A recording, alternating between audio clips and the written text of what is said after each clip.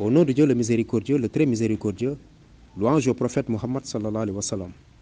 Nous présentons nos ziars au vénérable maître Soufi Maulana Cheikh Babassi, que nous souhaitons une très longue vie et une très bonne santé, lui et toute sa famille. Nos ziars vont aussi à l'endroit de tous nos condisciples. Ramadan Mubarak. Aujourd'hui, nous allons parler sur le Ramadan. Nous constatons que bien avant qu'il soit un acte de dévotion ou qu'il fasse partie des piliers de l'islam, le jeûne était une thérapie. On l'utilisait dans le domaine de la santé et cela procurait des résultats positifs.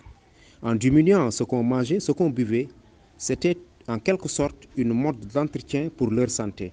Mais nous n'aurons pas suffisamment le temps pour tout développer. Mais en résumé, avant l'utilisation du jeûne par la religion, beaucoup de populations l'utilisaient comme thérapie pour la santé.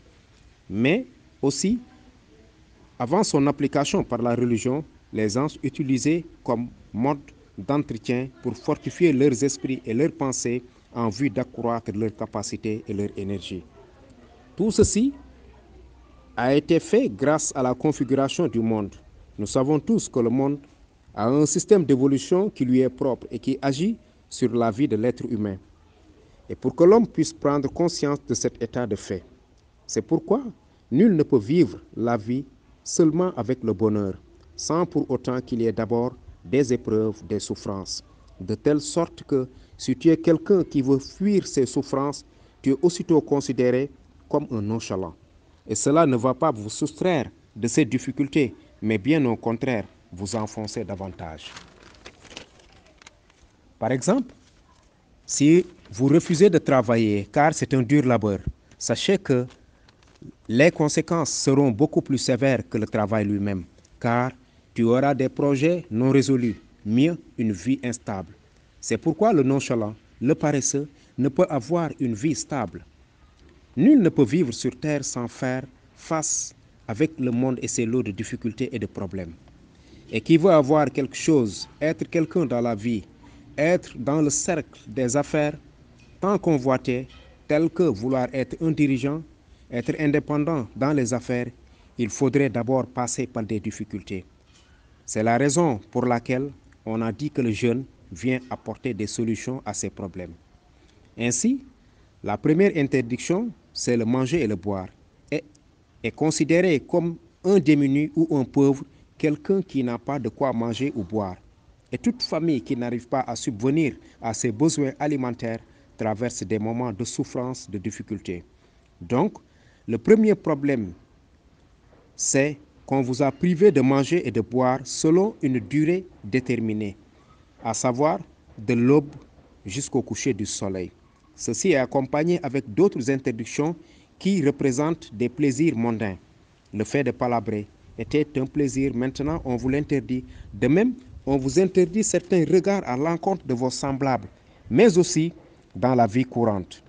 Avoir un rapport avec une femme, on ne peut tout énumérer, mais tout ce que la loi islamique ou charia nous interdit, manger, boire, avoir un rapport avec sa femme, ne pas mentir, ne pas fréquenter les lieux publics appelés ici grandes places, ne pas beaucoup parler, et tout cela fait partie des plaisirs mondains qui animaient l'être humain et qu'il veut toujours être libre, parler de tout et de rien, et cela finit toujours par engendrer autre chose.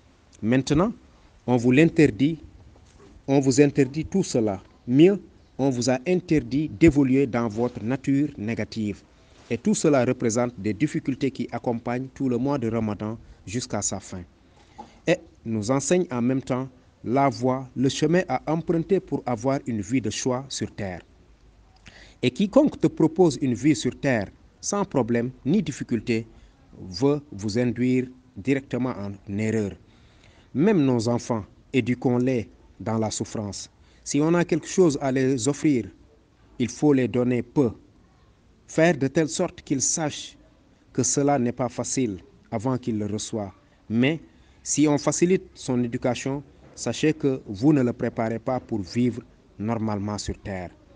Car si on veut construire un pays vers une émergence future, il faudra en même temps éduquer cet enfant aux valeurs de ce même pays. Je voudrais que d'ici l'an 2030, que le pays accède à une croissance telle qu'il faut aussi accompagner, éduquer la jeunesse dès sa naissance jusqu'à l'avenir de 2030, qu'elle soit prête en conséquence pour ce projet futur. C'est en ce sens aussi que nous devons comprendre que l'enseignement qui est dans ce mois, n'est rien d'autre que de former la personne sur le vrai sens de sa vécu quotidienne, et cela, Ramadan ne peut le faire que sur l'être humain.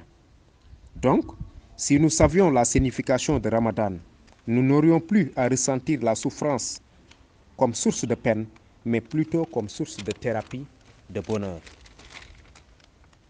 Car quiconque s'y forme en sort gagnant. Comme exemple, le soldat. Il est formé pour être militaire.